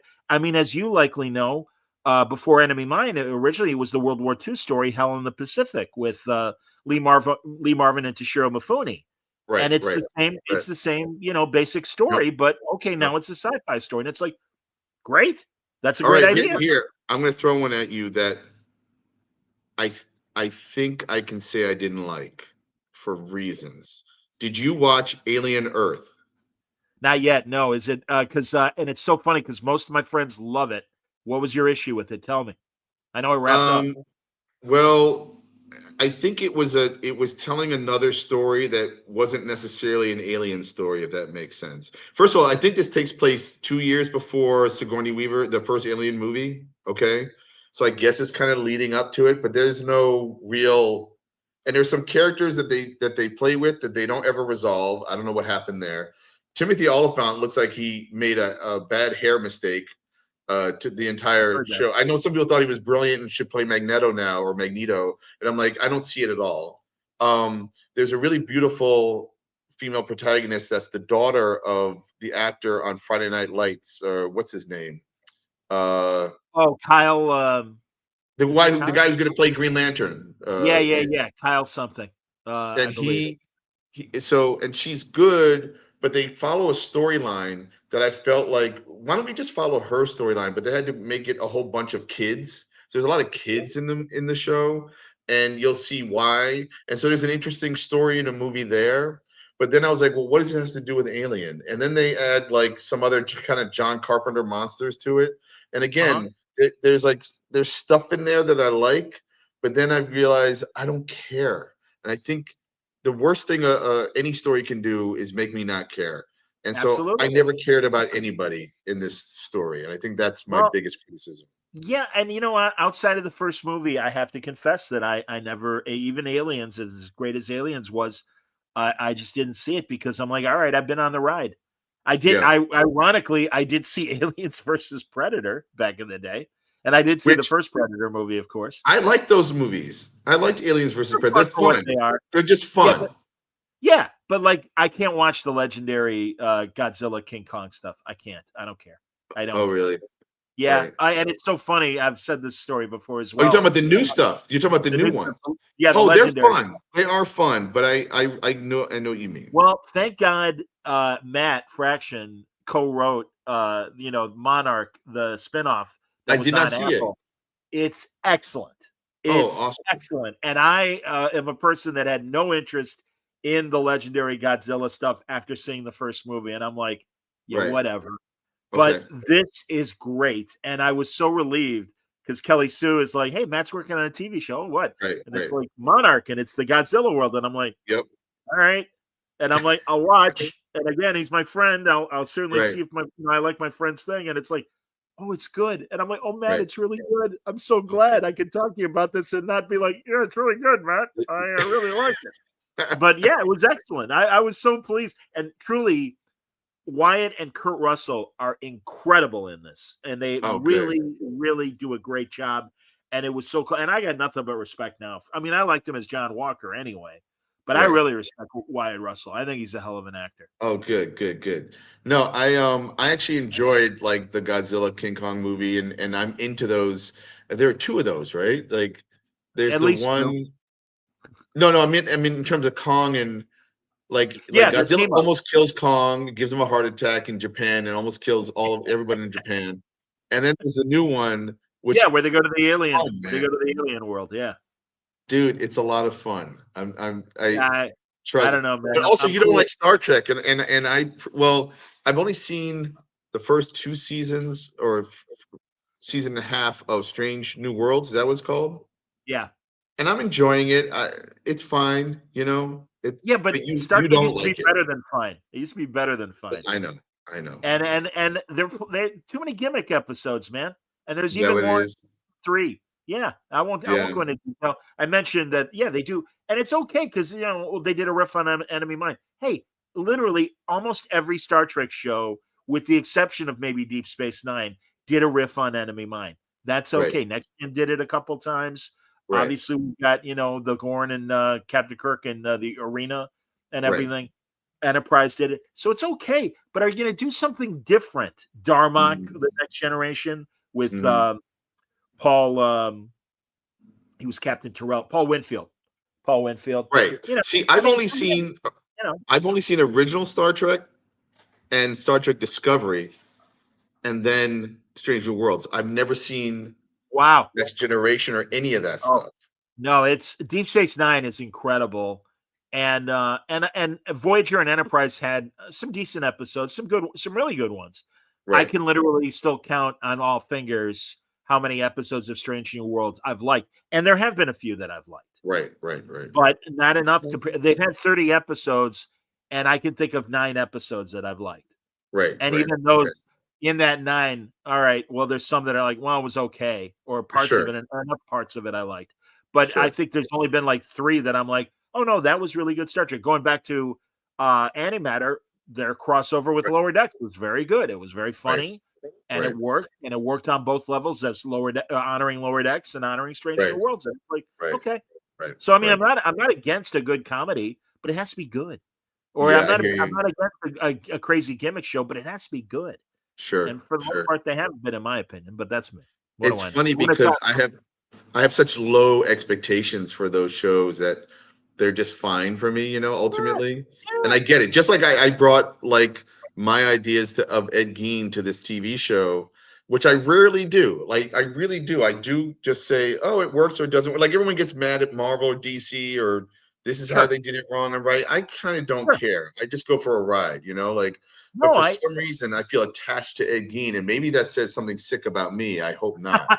No, but you find the real story fascinating, and if somebody is short shrifting that, yeah, I get it. And for me, it's the same thing that all the experimentation that the new Treks have been trying to do, I don't think work, and their attempts at fan service, I think they give us things for the wrong reasons. Sure. And it's like, no, you're really, all you're doing is disrespecting the original stuff. Did you like the Chris Pine? What's that called? Well, I liked the first movie fine, and I think there were things in the third movie that were okay.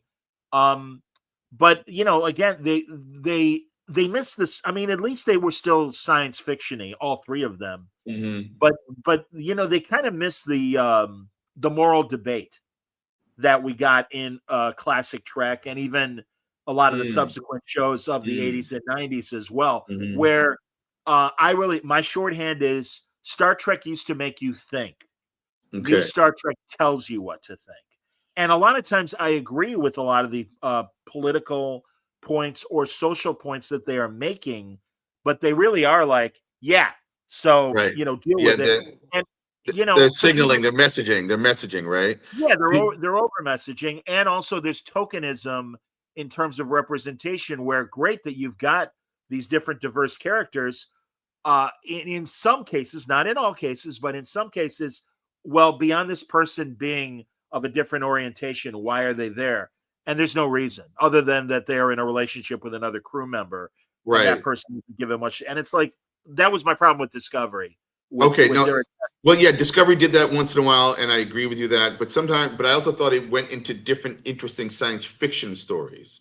Like I think the science fiction part you're talking about of Discovery, that they had some fun with new ideas of how to play with science fiction. I didn't feel that way. I really, feel that way?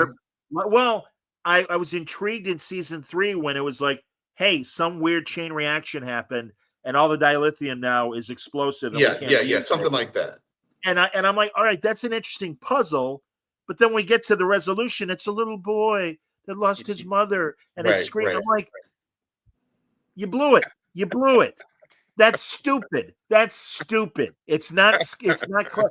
And literally, Dean, on Star Trek Con, the podcast drama that is currently running, that is a much smarter science fiction Star Trek. And I really appreciate that.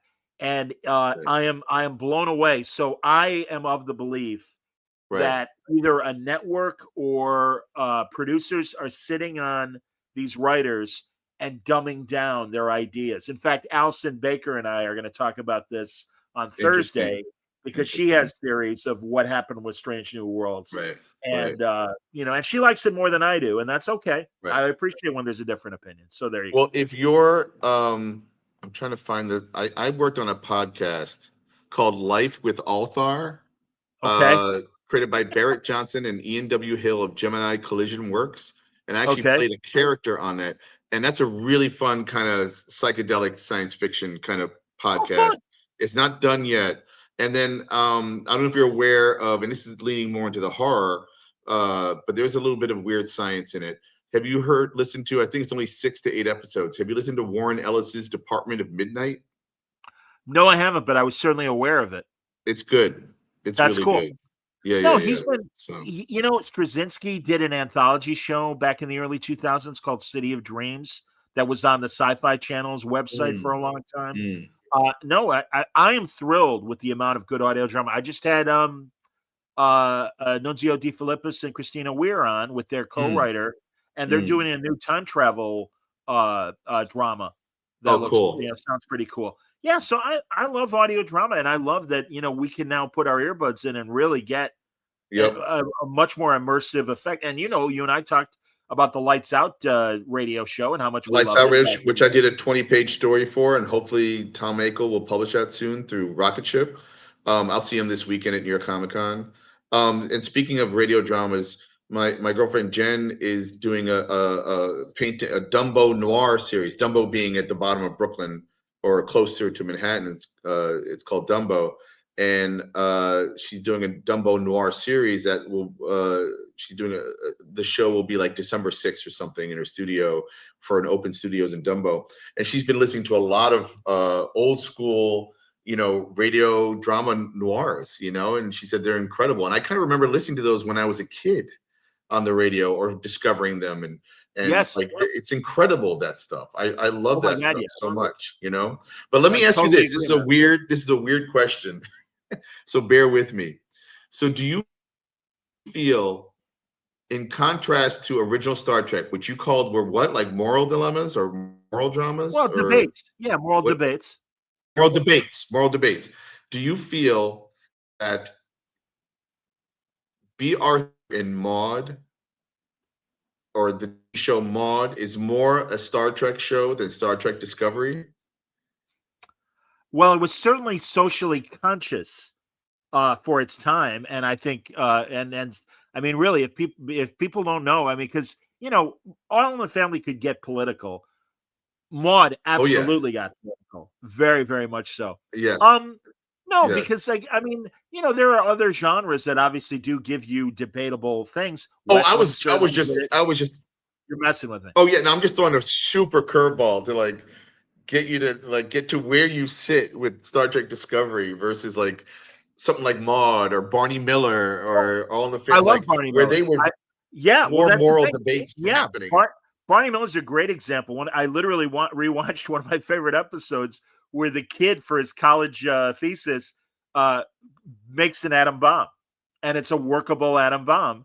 And they have a pro weapon guy, and then Wojo and most of the squad are anti-nuclear and everything. Yeah. And it's fantastic. Yeah, that's totally a Star Trek episode right there. Absolutely. Yeah. Well, certainly, again, and that's the thing. You can ask those questions. I just feel like Discovery answered too many of them rather than go, well, what do you think? And also, I'm sorry, they wear their politics on their sleeve, which I share, and I can't emphasize that enough. But Discovery, here comes the president of Earth, and it's Stacey Abrams. Now, I love Stacey Abrams, and I swear to everyone, I love her as a politician and as an activist. Don't act in my Star Trek, please, because let's put the shoe on the other foot. And what if the creators of Star Trek were ultra conservative? And look who's the president of the Earth. It's Ron DeSantis. Right. And because it's, I'm not talking about the orange guy. Let's talk about DeSantis. It also takes you out. It takes you out in some way of the fiction and fantasy, because now it's making it more like, oh, I see what's happening here. I see what you're doing. It's signal, boost. Yeah. Ronald Reagan was a fan of Star Trek The Next Generation, so much so he visited the set. Wow. And there are these wonderful pictures of him with Patrick Stewart, and I want to say Brent Spiner, but because it's been a while since I've seen them. And he's an actor, and they didn't slap some makeup on him and go, "Hey, let's do a cameo." Right, Ronnie. right. I mean, and it's like, again, that's great. I'm glad she's a Star Trek fan. I think she shares the same beliefs as Right. the infinite diversity and an infinite combination edict that Roddenberry was all about and Mr. Spock was all about. I love all that. And by all means, visit the set, photo. Hey, look, it's Stacey Abrams. Isn't this great? And she loves us and we love her. That's great. Right. Don't put it in the show. Right. Because I know what you mean. You're trying too hard. And that's, I can say that about a lot of television in a lot of the politics that they kind of force. And it's like, you're trying too hard. Okay. Like it is a 50-50 American society, for better or for worse. And I do think for worse. Let's not antagonize unnecessarily. Let's make them think and make sure that they're thinking about important things, but not to the point of, it's like, all right, relax. That's interesting. It's an interesting point of view, and I never thought of it that way. And I think you're right in positing that, like how far can you push fiction to get your message across without banging people over the head, and that is the nuance, a lot. Yes, nuance, subtlety, context. Yes. I mean, Serling did it so effectively in 5 seasons of The Twilight Zone, where he talked a lot about modern issues. And I'm sure you've seen that Mike Wallace interview. If you have people watching and listening, if you've never seen, Mike Wallace had a half-hour interview show in the early 60s, well before 60 Minutes. And he's like, what are you doing in science fiction? You write important television, to Rod Serling, who had done all these great dramas. And he's like, science fiction's a metaphor. And I could talk about these things in a way that network TV won't let me talk about right now. And he was right. And again, it's not going to fall over your head. Hey, happier Twilight Zone, by the way.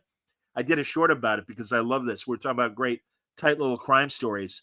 Do you remember the one? It's called Dead Man's Shoes, where the Skid Row bum finds a gangster's shoes. Yes. And all of a sudden, the gangster possesses the bum. Right. I love that episode. And it's great.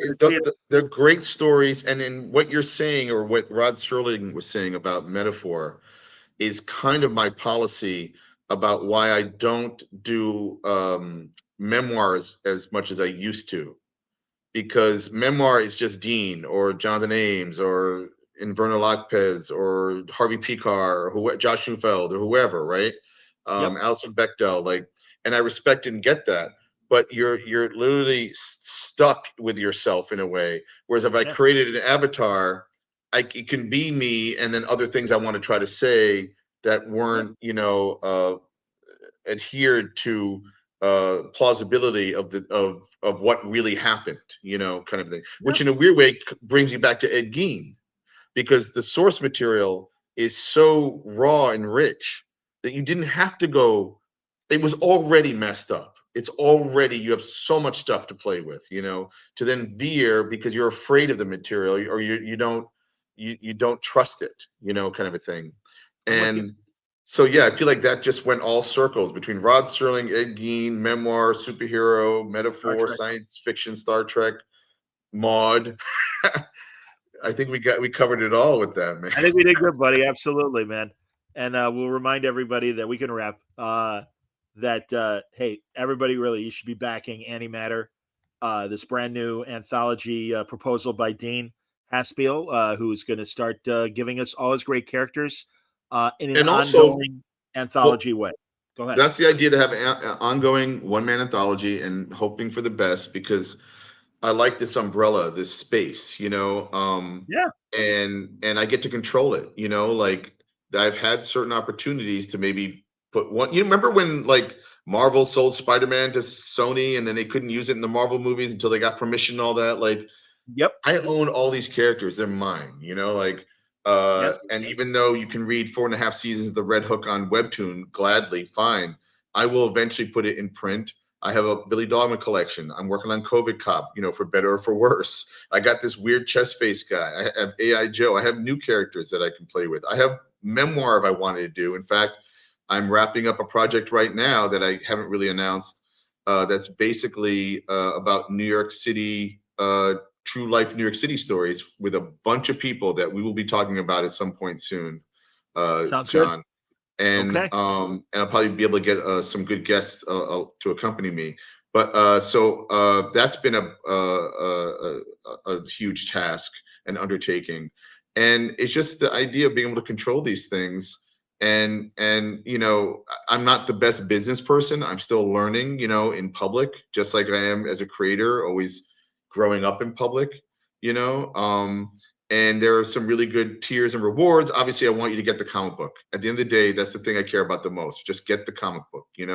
It's a really good taste test. But if you haven't gotten the previous comics, I make those available.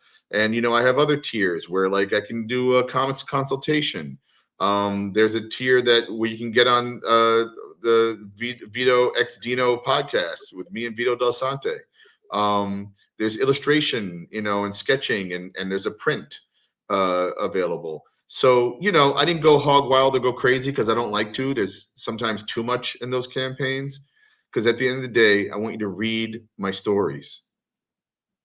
Attaboy. I hear you, man. No, I love it. And I love the fact that, again, all your characters in one great anthology. I think that's a great idea. And I love all the things you're telling us in terms of some of the projects that you've got going beyond comics and everything. So, no, it's as always, buddy. No, it's always a good hang. I'm sorry I won't see you in person in New York or in Baltimore, but I know you got those shows coming up. Oh, but you know where you might see me? C2E2.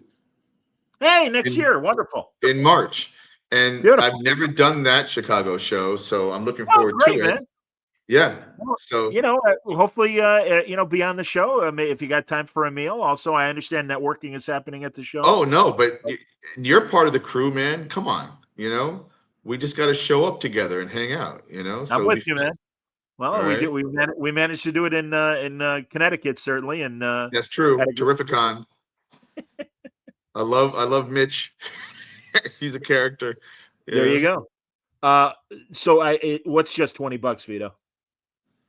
What is just $20? Is it to support? Is he making it inside? Oh, for the comic. Yes. Sorry. It's just $20, but if you feel like spending more, I'll take it. There you go. How many pages will be in the first Antimatter? I'm not sure yet. I'm thinking maybe 40. It could be longer, depending. We'll see how it goes. It's 24, 8, 6. What's that got me already? Like 32. 24, 8, 6. So 38. 38. So about 40 or longer. We'll see. All right, cool. And it'll be rich. It'll have a lot going on for it. So. Oh yeah. All right. Well, thank you so much, John. My man. You know it. Come on. I'm always happy to talk. Always happy to help you promote. And we always have interesting conversations. And I know that everyone appreciated beyond the sell of the Kickstarter, the fun stuff we were talking about and the serious stuff we were talking about. So that was great. Absolutely. Thank you. Thanks, brother. Well, thank you, everybody. Tomorrow night we deviate because, everyone's busy with New York Comic Con. So to give us something different, I'll be having a baseball talk about the playoffs. I'm sorry that the Mets didn't make it, Dean. Yeah. I'm more of a Yankees fan, but the Yankee fan I am is from 1977. I could tell you. Do you want me to do it real quick? Sure. Do you know Yankee? All right. So we got Thurman Munson at home base, Chris Chambliss at first, Willie Randolph at second, Bucky Dent shortstop, Greg Nettles third base. You got Lou Piniella in left field, Mickey Rivers in center, Reggie Jackson in right field. You got Oscar Gamble as pinch hitter. And pitching, you got Ron Guidry, Sparky Lyle, Catfish Hunter, Ed Figueroa, and maybe one other. And Billy Martin is the manager. Come on, man. I'm with you. You see, I'm like that with the Cubs, dude. Absolutely. Awesome. And the Cubs are not doing well in their best of 5 series. They're already 2 in the cellar, but that's okay. It was a fun season. No matter what happens, it was a fun season. And I'll even admit, as a Cub fan, part of me is rooting for the Brewers just because it's been so long. It's been over 40 years since they were at the big show. Let them get in. Let them win it all, hopefully. We'll see what happens. Sure. But we're doing that talk tomorrow with the aforementioned Allison Baker, but also my friends who work for the White Sox, Dave and Laura Marin, working the White Sox scoreboard. So their fingers on the pulse of baseball. So that's going to be a good baseball talk. And then Thursday, we're going to do our Strange New Worlds and also an update on Star Trek Con Episode 5. All that's coming up with Allison again on Thursday. Double feature for Allison this week on Word Balloon. So let me there throw you go. some at you before you go out. Like you do podcasts all day long. Well, Vito, can you well, give every me day, any not all day sense? long, but not all day long, but every day. Yeah. No, but you do it a lot. Like I would love, and you have such a great voice. I would love for you to produce some kind of like theatrical show. Like Well, let with me tell you about an characters. idea that we'll talk off the air, but I do have an idea that's in the pocket that as I try to broaden the brand, and that's one of the reasons why I'm doing the baseball show and more Star Trek and also just 20th century pop culture. I think is great. But I'll Absolutely. tell you about an idea that I have off the air. All right, So, sweet, sweet. all right, everybody. Thank you once, as always, for watching and listening. Stay on the line, Dino, and thank you, Vito, for your excellent work as ombudsman tonight. But until next time, everybody stay safe, stay happy, stay healthy.